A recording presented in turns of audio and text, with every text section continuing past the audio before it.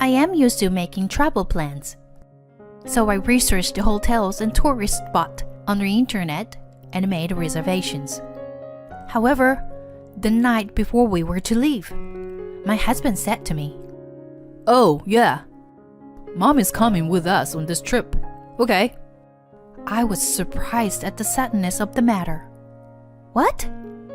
I thought it would just be you and me. "I told you, didn't I?" He's got a nasty way of talking to me. I felt like he was doing it on purpose to annoy me. My name is Erin. I am a 32-year-old housewife. I've been married to my husband Otis for almost a year. And even though we're still newlyweds, I'm already under lots of stress. The cause was my husband. When we were dating, my husband was kind and gave me sweet words and lots of gifts. But as soon as we got married, his attitude changed drastically. I thought my job was worthwhile and I wanted to keep it. But Otis strongly encouraged me to quit. "It must be hard for you, Erin, to manage both the housework and your job. My earnings would be enough." But the truth, he just wanted me to stay home and complete the housework. And that's not all.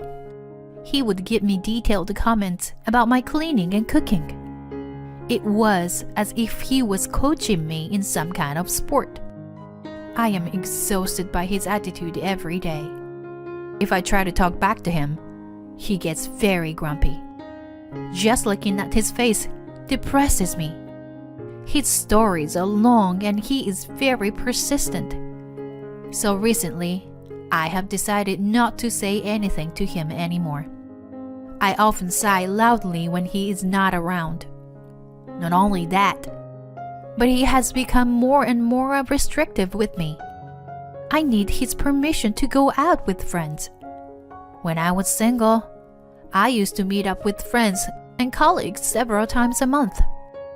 It is hard for me to remember my single days when I could eat delicious food and sweets at cafes and restaurants and chat as much as I wanted. In the first place, I had to leave the city where I lived because Otis and I got married. It's only a 2-hour drive, but I can no longer see my parents and friends easily. It's a rural area with lots of greenery, but very little in the way of entertainment, to say the least. It's not convenient for shopping, and I don't know anyone. The most painful thing for me is that I don't have enough money to live every month. According to the statements I was shown when we were dating, Otis's income wasn't that bad, but he loved to drink and could not give it up. That alone is a considerable monthly expense. He also liked to gamble and would spend his weekends and holidays in the casino from morning till evening. On days when he lost a lot of money, he would take it out on me. I'm fed up with it. On top of that, Otis was quite a mama's boy. My mother-in-law often came to our house unannounced. She checks every room in the house and gives me a sarcastic look. "Erin, you were not cleaning well again." My mother-in-law loves to tell me what to do, just like her son. Otis is such a mama's boy that he accepts whatever his mother says. He doesn't realize that I am having a hard time. My mother-in-law usually comes over for tea time. Then she happily spends the rest of the evening as she bullies me. After dinner, she occupies the sofa in the living room and watches TV lazily. During this time, I have to listen to her complaints, and it's a pain. After that, she finally goes home. But she can't drive, so I have to drive her home. I feel like throwing up just the fact that I have to listen to her talk about things I don't want to listen to. It was during this time that my husband suggested to go on a trip together. Did something good happen to him at work? I had no idea what was going on. Ever since I was a student, I have always loved taking day trips alone or traveling by train with friends. Being in an environment away from the daily routine, you can forget about the worries and stress of work. You can freely enjoy unfamiliar scenery and food. When I think about it, we don't even have a honeymoon because Otis, who is an indoor person, didn't want to go. So when he suggested the trip, I was excited. I hurriedly made arrangements. Or rather, I had to do it because Otis didn't seem to do anything. It's been a while since I've been on a trip, but I'm used to making travel plans. I looked up hotels and tourist spots on the internet, made reservations, and planned one thing after another. However, the night before we were to leave, Otis said to me, "Oh, yeah. Mom's coming with us. Okay?" The suddenness of it took me by surprise. What? I thought it was just you and me. Huh? I told you, didn't I? He's got a nasty way of talking to me. From what I have seen so far, I get the feeling that he's doing this on purpose to get me in trouble. I said back to my husband, "Well, we're in trouble then. You know, I have already made a travel plan. It's hard to cancel and rebook now, especially since it's the popular season. Last time I checked, most of the hotels were fully booked." Otis heard that and interrupted me in a mid-sentence. He seemed to be in a bad mood and suddenly became angry. Huh? It's your fault. Damn it. I shouldn't have left it to you. Just rebook or do something. Right now. Okay. I'll try. I immediately started searching on the computer, as if my grumpy husband was rushing me. Then he pushed me further. Hey, this is your responsibility. You have to pay for the trip. Got it? What? Hey, that's... Don't talk back to me. This is a done deal. And if you don't like it, I'll divorce you. My husband said in his most boastful manner. I've seen this happen many times, and I am tired of it. I had so many things I wanted to say, but I knew that if I did, I could get into trouble again, so I didn't. As I expected, all the reservations for the hotel were already made. When I finally found some place to stay, the guest reviews were terrible. I am sure Otis and my mother-in-law will complain if I did a bad job with the booking. I thought about what to do, and then decided. Around noon on the day of the trip, my mother-in-law arrived with a large and heavy-looking travel bag. It was unusual. She didn't call me and took a cab. I thought she must have been looking forward to it. My husband, smiling and laughing, greeted her at the front door. Then I said to them, "I'd like you to go on this trip alone, please." "I'm not going." My husband was quite surprised. He thought I was going to apologize for the travel arrangements. Hey, what the hell? What's that supposed to mean? Explain. Erin, I've been looking forward to this. Well, I told Otis yesterday. I had to make a sudden change and couldn't book the hotel for the three of us. Erin, you are hopeless at everything you do, aren't you? You had all the time and you couldn't even rebook the reservation? As I had expected, they got sarcastic toward me. So I firmly told them, I had originally made reservations for 2 people, so it should be fine. Considering the check-in time, I think you should leave by now. Huh? I'm the one who decides when to leave. Otis seems to be angry at me for expressing my opinion, which is rare for me. If you are not going, who's going to drive? Besides, who will take care of Mom?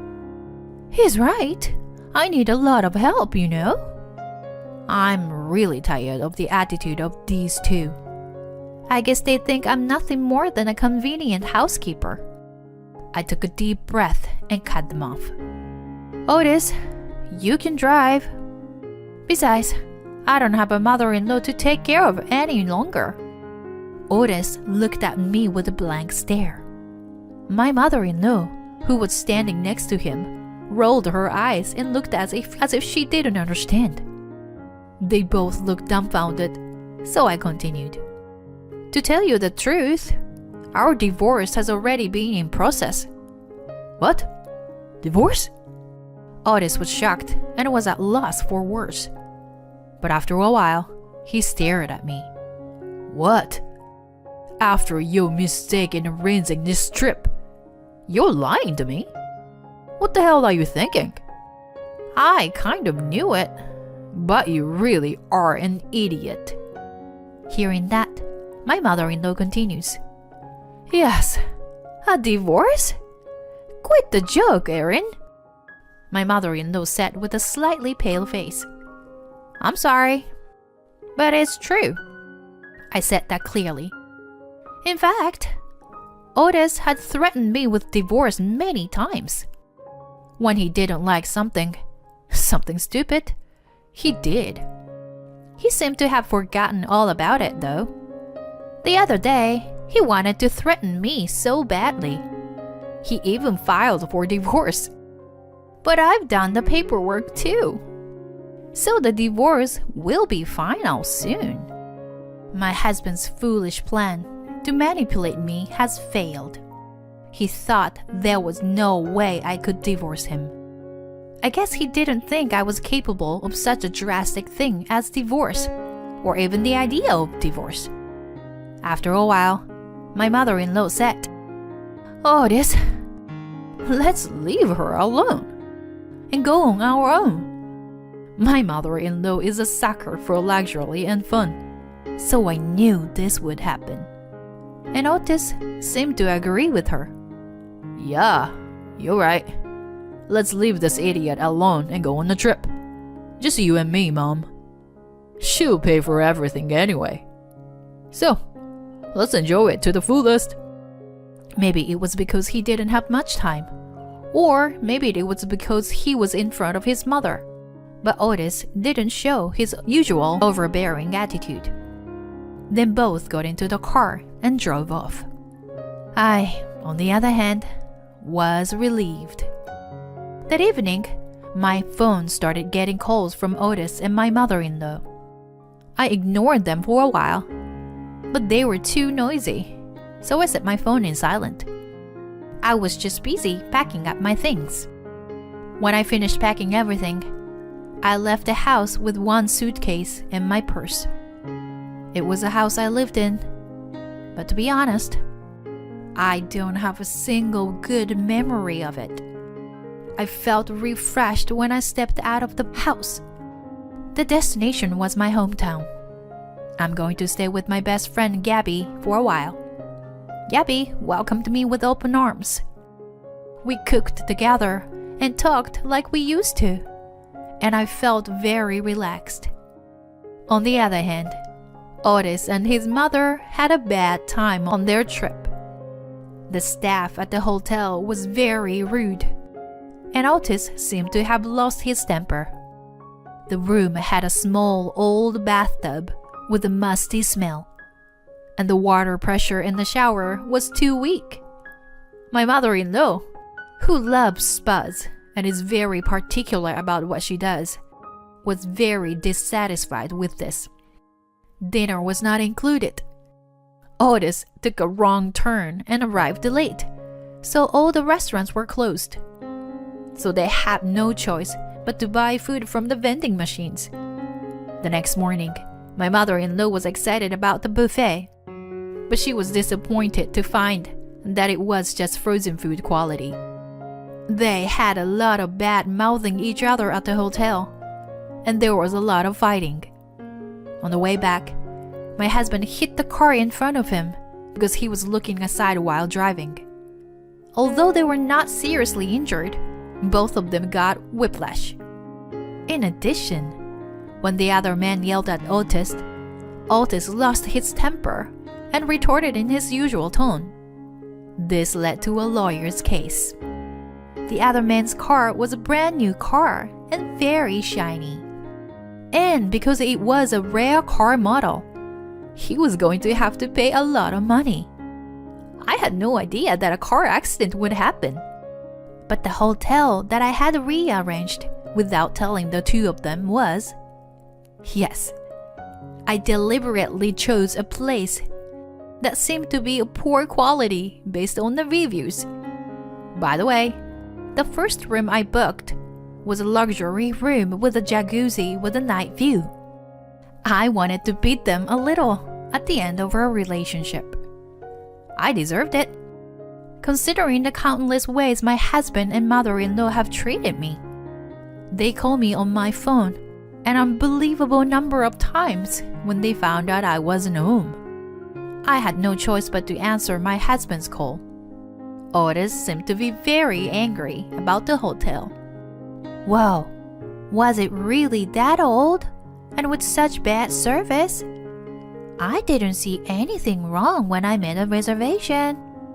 I just responded and didn't pay any attention to what he said. Otis's voice lacked its usual vigor. Even so, he was still trying to put words of the blame on me. But strangely enough, I was able to ignore them. After only a few days away from Otis and my mother-in-law, I was feeling much better. Reading was my hobby, and for the first time in a long time, I went to the library and purchased the books at the bookstore. The delicious home-cooked meals that my best friend Gabby and I prepared together also cheered me up. Besides, I can sleep peacefully every night. My mind is calm and I can't let most things pass me by. Gabby and my parents were also happy to see my change.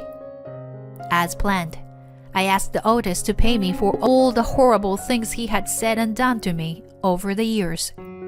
I never once did anything terrible. I was just doing what I thought was best for my stupid wife. I'll never pay you anything. At first, my husband was very stubborn and insistent.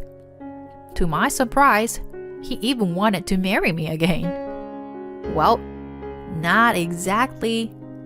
I may consider marrying you again, depending on your attitude. He was talking in his usual spurious way. But, of course, I absolutely refused. After listening to his arguments, I opened my mouth. Well, this isn't going to work, so I'm going to apply for mediation. And I will hire a lawyer.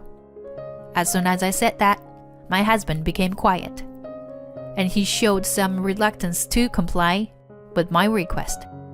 I think that the issue of our divorce combined with the car accident must have been too much for Otis to handle. Sometime after the divorce, I was able to return to my former job. I am very grateful to my kind boss for making this happen so smoothly. The office is clean. My colleagues are nice and inviting as before. I was feeling rather like I could spread my wings.